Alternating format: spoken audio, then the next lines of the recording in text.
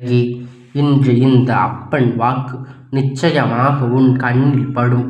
என் பிள்ளையே, உனக்கு அவசர செய்தியினை கொண்டு வந்திருக்கின்றேன். உன்னோடு நீண்ட நேரமாக பேச இப்பொழுது காத்து நின்று கொண்டிருக்கின்றேன். நான் உன் எல்லையில் நின்று உனக்கு சக்தி வாக்கை இப்பொழுது என் பிள்ளையின் வாழ்க்கையில் சோதனைகள் நடந்து கொண்டிருக்கின்ற இந்த நேரத்தில் இவையெல்லாம் இன்னும் உனக்கு அதிகமாக உச்சத்தை தொட காத்து கொண்டிருக்கிறது. என் கனவை பிரச்சனையில் இருக்கின்ற உன்னை பயமுறுத்துவதல்ல இந்த அப்பனுடைய நோக்கம். இந்த அப்பன் நோக்கம் உன்னை அந்த பிரச்சனையில் இருந்து வெளி கொண்டு வர வேண்டும். என் பிள்ளையே, சோதனைகள் அதிகமாக வந்து விட்டது. இந்த காலத்தில் இருந்து எப்படி வெளிவருவது என்று தெரியாமல் அந்த சோதனையின் உச்சத்தை தொடுகின்ற கட்டத்தில் இந்த அப்பன் உன் வாக்கு உனக்கு கிடைத்திருக்கிறது என்றால் நிச்சயமாக இதிலிருந்து உனக்கான விடுவு காலத்தில் உன் அப்பன் நான் கொடுக்கப் போகின்றேன் என்று அர்த்தம் அல்லவா என் பிள்ளையே? அதற்கு முன்பாக ஒரு விஷயத்தை தெரிந்து கொள். இத்தனை காலமும் இந்த சோதனைகளை கடந்து வந்து விட்டாய். இப்பொழுது உச்ச நிலையை அடைகிறது என்றால் இந்த பிரச்சனையில் இருந்து உனக்கான விடுவு காலம் பிறக்கப் போகிறது என்று அர்த்தம். எந்த பிரச்சனையாக இருந்தாலும் அப்படியே கிடப்பில் போட்டு விட்டால் உனக்கு அதிலிருந்து தீர்வு கிடைக்காது. அந்த பிரச்சனையின் உச்சத்தை தொட்டால் மட்டும்தான் அதிலிருந்து உனக்கு விடிவு காலம் பிறக்கும். அப்பன் என்றென்றும் அழைக்கின்ற பிள்ளை உன் வாழ்க்கையில் என்றும் உனக்கு காவலாக நான் நின்று கொண்டிருக்கின்றேன் என்பதனை முதலில் நீ தெளிவாக புரிந்து கொள்ள வேண்டும். என் பிள்ளை, உனக்கு வருகின்ற எத்தனை கெட்ட விஷயத்துக்கும் எத்தனை தீய சக்திகளுக்கும் அதை தடுத்து நிறுத்தி விரட்டி விடுவேன். வாழ்க்கையில் ஏற்படுகின்ற சில துன்பங்கள் என்னவென்பதை எல்லாம் என் பிள்ளை எல்லோருக்கும் உள்ள கதைதான். அதில் இருக்கின்ற விஷயங்களை எல்லாம் மீட்டு வர வேண்டும். அந்த பிரச்சனைகளை எல்லாம் நீ சமாளிக்கத்தான் வேண்டும். அதுதான் இந்த வாழ்க்கை உனக்கு கொடுக்கின்ற பாடம் என்பதனை ஒரு முறை நீ மறந்து விடாதே என் தங்கமே.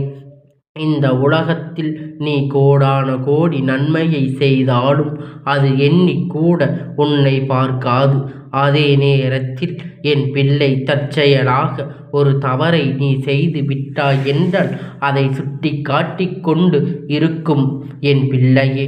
மனம் இப்பொழுது இந்த உலகத்தில் மானங்கெட்ட உலகம், மதிகெட்ட பிறவிகள் என்றுதான் இந்த மனிதர்களை சொல்ல நிலையில் இருக்கின்றார்கள்.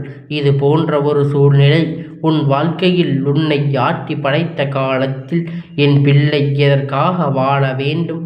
ஏன் இந்த வாழ்க்கை நமக்கு என்கின்ற மனநிலைக்கு நீ வந்து விட்டாய்? இந்த அளவிற்கு உன்னை தள்ளிவிட்டு இந்த மனிதர்களுக்கு மத்தியில் என் பிள்ளை நீ வாழ்ந்து காட்ட வேண்டும். இந்த அப்பன் உன்னை தேடி வருகின்ற நேரம் எல்லாம் உனக்கு ஏற்படுகின்ற ஒரு புது உத்வேகமானது உன் வாழ்க்கையில் நிச்சயமாக நல்ல நிலைக்கு கொண்டு வந்து சேர்க்க வேண்டும். ஏதோ அப்பன் கண்டு விட்டேன், வாக்கை கேட்டு விட்டேன் என்றெல்லாம் நீ இருக்கக்கூடாது. என் வாக்கினை கேட்கின்ற என் பிள்ளையின் வாழ்க்கையில் அடைய நினைக்கின்ற அத்தனை விஷயங்களையும் அடைவதற்கான முயற்சியில் முழுமையாக இறங்கிவிட வேண்டும். உன் அப்பன் உன்னை பார்த்து கொண்டிருக்கின்றேன். நீ என்ன செய்து கொண்டிருக்கின்றாய்? எப்படி வாழ்க்கையில் அடுத்த கட்டத்தை நோக்கி நகர்ந்து கொண்டிருக்கின்றாய் என்று தேங்கி இருக்க வேண்டிய இடத்தில் உன்னை வைக்கத்தான் முயற்சி நடக்கின்றது. ஆனால் நான் ஒருபோதும் தேக்கிவிட மாட்டேன். என் வாழ்க்கையில் எல்லாவற்றையும் நான் அடைந்து விட்டுதான் என்னை பின்னோக்கி வருவது யார் என்று திரும்பி பார்ப்பேன் என்கின்ற மனநிலையோடு என் பிள்ளை நீ எப்பொழுதும் இருந்து கொண்டிருக்க வேண்டும். என் தங்கமே, நீ மற்ற விஷயத்தை பற்றி எல்லாம் கவலைப்படக்கூடாது. உன் வாழ்க்கையில் உனக்கு என்ன வேண்டும் அதை அடைவதற்கு நீ என்ன செய்ய வேண்டும்? எதற்காக உன்னுடைய முழு நேர சிந்தனையாக இருக்க வேண்டும்? கவலையை நீ விட்டுவிடு. கவனத்தை மற்ற பக்கத்தில் எல்லாம் சிதறவிட்டால் வாழ்க்கையில் உன்னை சிதறியடித்து விடும் என்பதை மறந்துவிடாதே. எந்த தீய சக்திகளும் உன்னை நெருங்காமல், எந்த ஒரு கெட்ட விஷயங்களும் உனக்கு அதிகப்படியான சோதனைகளை ஏற்படுத்தி விடாமல் உன் அப்பன் தடுத்து நிறுத்தி விடுவேன். நான் இருக்கும் வரை அதை பற்றிய கவலை உனக்கு தேவை கிடையாது. உனக்கு காவலாக, உன் வாழ்க்கையில் உனக்கு உறுதுணையாக என்றும் நான் உன்னை பின்தொடர்ந்து வந்து கொண்டிருக்கின்றேன். நீ உனக்கு யாரும் இல்லை என்று நினைத்து கொண்டு அங்குன்னுடைய செயல்களில் எல்லாம் தயக்கம் காட்டிக் கொண்டிருக்கின்றாய். எந்த ஒரு விஷயத்தையும் முன்னெடுத்து செல்ல முடியாமல் தயங்கி நிற்கின்றாய். கடைசியில் என்ன சொல்லி விடுகின்றாய்? எனக்கு இந்த வாழ்க்கையின் போது என்னை கூட்டிக் கொண்டு சென்று விடு என்று என்னிடத்தில் என் குழந்தை சொல்கின்றாய் அல்லவா? இந்த அப்பன் காவல் தெய்வமாக இப்பொழுது நிற்கின்றேன். இந்த வகையில் என் பிள்ளை, நீ வாழ்க்கை முடிந்து கொண்டால் அதில் இந்த அப்பன் சந்தோஷம் ஏற்படும் என்று நினைக்கின்றாயா?